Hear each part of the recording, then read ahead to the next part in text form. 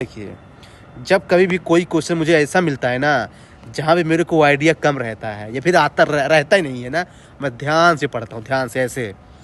With reference to national sports governance act 2025, यानी 2025 में कोई नियम कानून लाया जा रहा है और स्पोर्ट्स को गवर्नेंस करने के लिए, ठीक है। फिर मैं पढ़ूँगा फर्स्ट वाला पढ़ूंगा। The act provides for the establishment of a national sports tribunal to adjudicate all doping related dispute in matter. जैसे ही मैंने यहाँ पे ऑल वर्ड देखा ना, तो मैं तुरंत अलर्ट हो जाऊंगा, रेड अलर्ट जिसको बोलते हैं। गलत नहीं करूंगा, अलर्ट हो जाऊंगा, क्योंकि मुझे पता है कि यूपीएससी जो है ना, ऑल वाले भी सही कर देता है यहाँ पे। तो मैं यहाँ पे इसको मारूंगा स्टार मार्क, आगे बढ़ूंगा सेकंड वाला।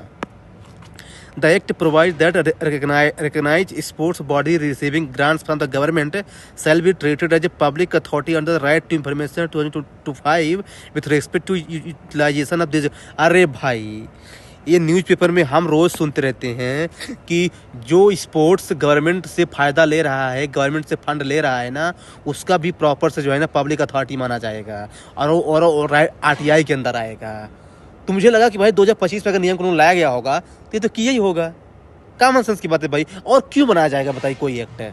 और जब दो वाले को मैं सही करता हूँ तो चौथा ऑटोमेटिकली सही हो जाता है। देखिए क्या बोल रहा है, the act mandates that the account of the national sports shall be audited by the controller in auditor general of India. हाँ, जब कोई सीएजे क्यों बनाया गया है, जब कोई पब्लिक अथॉरिटी गवर्नमेंट से पैसा ले रहा है तो उसको ऑडिट तो करेगा ही। तो 2 और 4 देखिए गलत सही हो गया। अब 2 और 4 देखिए सही है तो हमारा एक स्टेटमेंट, मतलब ए ऑप्शन और ये सी ऑप्शन तो गया। चलिए हटाइए इसको। अब देखिए तो 3 भी सही हो गया, 3 अपने आप सही हो गया।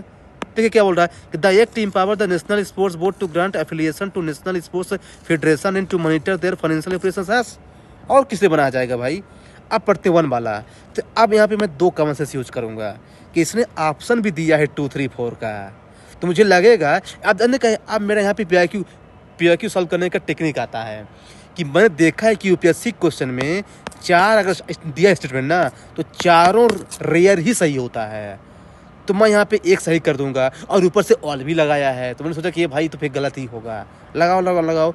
इतना रिस्क बनता है यूपीएससी में, इतना रिस्क बनता है यूपीएससी में भाई। आज की तैयारी कर रहे हैं, लीजिए लगा दिया।